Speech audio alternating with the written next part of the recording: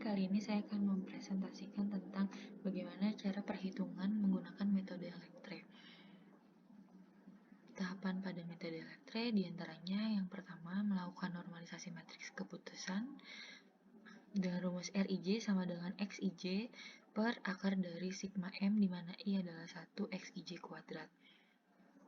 Akan menghasilkan matriks normalisasi R1 sampai dengan Rn, di mana Rij normalisasi pengukuran alternatif ke I yang berhubungan dengan kriteria J, R merupakan matriks yang telah dinormalisasikan, M alternatif, dan N adalah kriteria.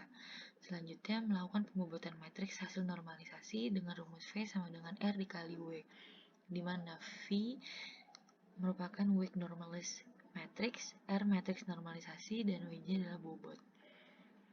Menentukan himpunan coordinates dan discordance pada indeks K dan 1, di mana K sama dengan 1, 2, 3, dan seterusnya, dan K bukan sama dengan 1. Dikatakan coordinates jika CKL adalah himpunan J di mana VKL lebih besar daripada VLJ.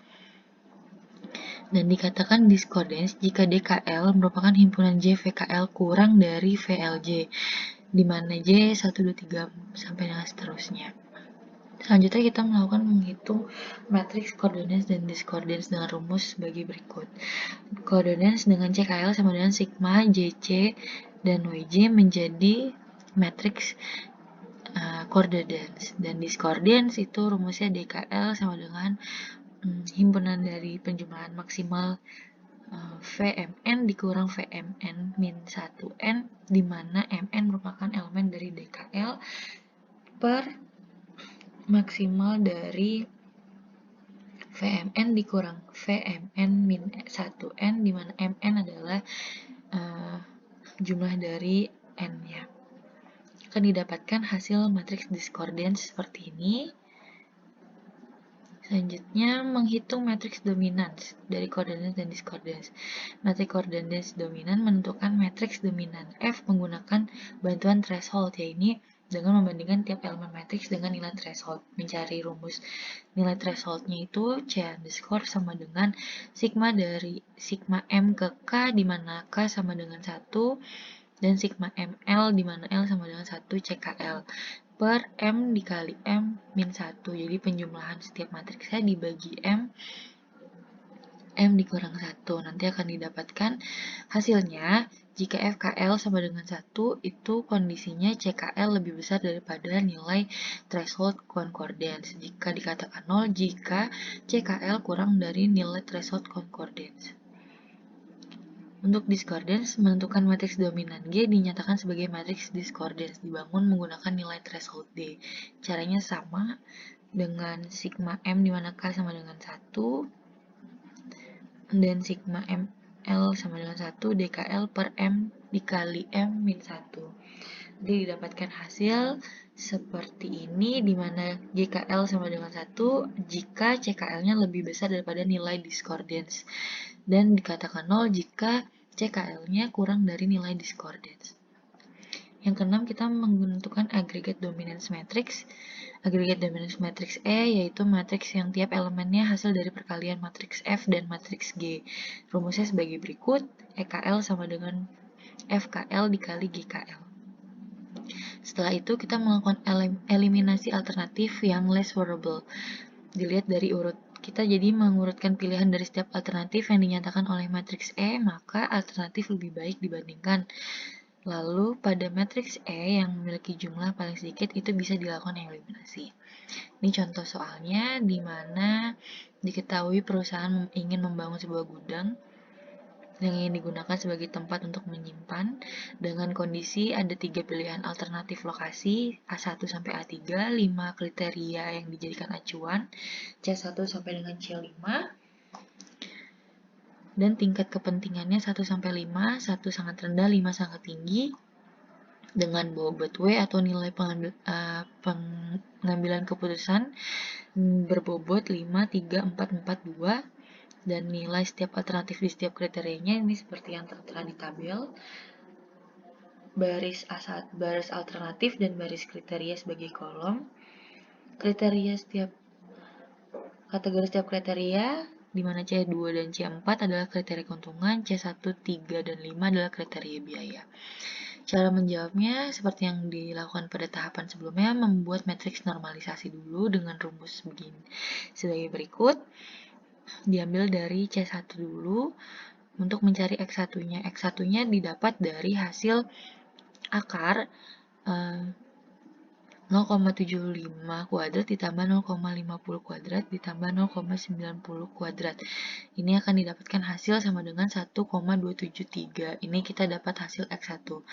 Setelah kita mendapat hasil dari X1, kita melakukan pencarian dari matriks R1 ke 1, yaitu dimana R1-nya adalah 0,75 dan dibagi ini hasilnya X1. Jadi R1 ke 1 adalah nilai dari matriks 1 ke 1 dibagi dengan X1. Hasilnya 0,589. Lalu kita lihat matriks R2 ke 1 0,50 menjadi dibagi X1 menjadi 0,392. Dan begitu seterusnya. Kita lanjut untuk mencari X2-nya pada kolom kedua dan X3 pada kolom baris ketiga dengan cara yang sama. Di sini sampai kepada X5 karena ada 5 kolom. Selanjutnya, matriks normalisasi didapatkan hasil seperti ini. Setelah kita dapat matriks normalisasinya, kita melakukan pembobotan pada matriks yang telah dinormalisasi. Caranya yaitu V sama dengan R dikali W, di mana di sini diketahui matriks R dan bobotnya W, yaitu kita melakukan caranya dikalikan per setiap barisnya. Setiap baris pada R dikali dengan W. Jadi 0,589 dikali 5 hasilnya 2945. 0,392 dikali 5 1,960. 0,706 dikali 5 hasilnya 3,530 dan seterusnya sampai dengan ke perkalian yang ada di bobot W2. Selanjutnya, menentukan himpunan coordinates dan discordance. Sebuah kriteria dalam suatu alternatif dikatakan coordinates jika CKL itu jumlah elemennya atau jumlah himpunannya lebih besar daripada VIJ. Nah, di sini caranya kita lihat. Ini dari C1 ke 2 didapatkan 1, 2, 4, 5, C1 ke 3 ada 4, dan seterusnya sampai C3 ke 2. Ini matriks V sebagai acuan coordinates-nya. Di sini ada penjelasannya. Pada matriks V di kolom 1, 2, 4, 5 pada baris 1 lebih besar nilainya daripada baris kedua. Jadi kolom 1, 2, 4, 5 termasuk himpunan coordinates. Jadi di sini kita mencari himpunannya dari kolom. Ini kolom 1, 2, 4, dan 5 itu merupakan kolom yang nilainya itu kolom satunya lebih besar daripada kolom kedua. Selanjutnya untuk mencari himpunan discordance pada indeks, caranya sama, bedanya dia himpunan yang lebih kecil, sini didapatkan D1 keduanya 3 dan sampai dengan D3 keduanya 4. Ini caranya sama, pada matriks V di kolom 4 baris ketiga, hasilnya nilainya lebih kecil daripada baris pertama. Jadi kolom 4 merupakan himpunan coordinates. Di sini 4 merupakan kolom himpunan dari discordance. Jadi ini sama, dilihat dicatat per kolomnya mana yang kondisinya kurang dari, seperti itu. Keempat, menentukan matriks coordinates dan discordance. Nah, di sini ada tabel nilai W dan sebagai kriteria acuannya. Nanti kita dapatkan ini W1 tambah W2 tambah W4 tambah W5. Ini adalah himpunan tadi dijumlahkan. Himpunan 1, 2, 4, 5 ditranslate dan diberi bobot. bobotnya ini dari sini. Ini tadi himpunannya 1, 2, 4, 5 dirubah jadi W1, W2, W4, W5 dan diberi bobot sesuai dengan keterangan W-nya, terus dijumlahkan. Nah, ini di setiap matriks dilakukan seperti itu, perhitungannya nanti didapatkan matriks concordance-nya. Di sini matriks concordance-nya. Selanjutnya mencari matriks discordance dengan rumus ini tadi. DKL sama dengan maksimal dari VMN dikurang VMN min 1 per maksimal VMN dikurang VMN min 1. Ini sama, caranya sama, bisa dilihat.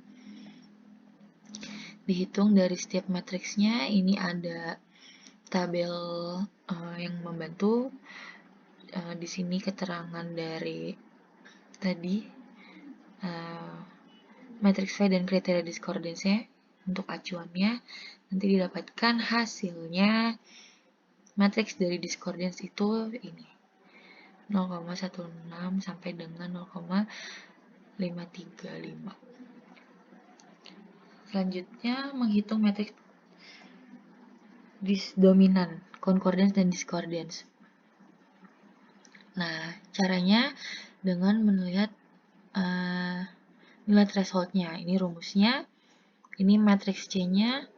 Kita jumlahkan seluruh matriksnya dan dimasukkan ke dalam rumus ini jumlah dari seluruh matriks per M dikali M min 1. Maka didapatkan hasilnya 9. Nilai threshold 9-nya itu kita bandingkan lagi dengan matriks concordance-nya. Jadi di sini kita bacanya matriks F1 kedua, di mana di sini 1 kedua 14, di mana 14 itu nilainya lebih besar daripada nilai threshold concordance yaitu 9, makanya dia ditulis nilainya 1. Jadi ini kondisinya jika FKL sama dengan 1 ketika CKL itu lebih besar daripada nilai concordance, nilai threshold concordance-nya. Dikatakan FKL sama dengan 0 jika nilai CKL-nya itu kurang dari nilai threshold concordance-nya. Nah, didapatkan hasil seperti ini, di mana F1 kedua 1, sampai dengan F3 kedua itu 1. Ini kondisinya. Kenapa dia dikatakan 1? Karena 14 lebih besar daripada 9. Kenapa dia dikatakan 0? Karena 4 kurang dari 9. Sampai dengan matriks F3 kedua. Lalu didapatkan hasil matriks F-nya itu ini. Dan untuk menghitung matriks dominan discordance itu sama dengan caranya yang sama. Kita menentukan dulu nilai thresholdnya. Di sini nilai threshold discordance itu 0,709. Lalu kita hitung, kita bandingkan kembali. Di sini kondisinya jika GKL sama dengan 1 ketika DKL itu lebih besar nilai threshold discordance-nya. GKL sama dengan 0 jika DKL kurang dari nilai threshold dari discordance. Nah, di sini sama, kita bandingkan lagi.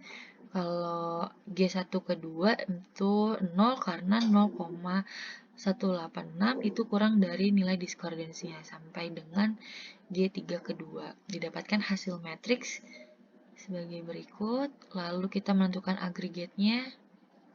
Dengan rumus ini, ada matriks F dan G-nya dikalikan. Ini cara mengalikan matriksnya. F1 kedua dikali G1 kedua. Kalau ini perkalian matriks seperti biasa, didapatkan hasilnya matriks E sebagai berikut. Setelah mendapatkan hasil matriks E, kita melakukan eliminasi alternatif yang less favorable. Di sini, matriks E memberikan urutan pilihan setiap alternatif, yaitu bila EKL sama dengan 1, maka AK merupakan alternatif yang lebih baik daripada AL. Dari matriks E tidak dapat dilihat jika nilai EKL sama dengan 1, itu artinya belum ada alternatif pilihan. Selanjutnya, melakukan ranking dengan menggunakan nilai CKL dan DKL. Nah, di sini ada nilai C, matriksnya, dan D, matriks dari D. Didapatkan hasil alternatif sebagai berikut dan diberi ranking. ranking 1, 2, dan 3. Baik, sekian. Semoga PPT ini atau penjelasan ini dapat membantu teman-teman sekalian. Terima kasih.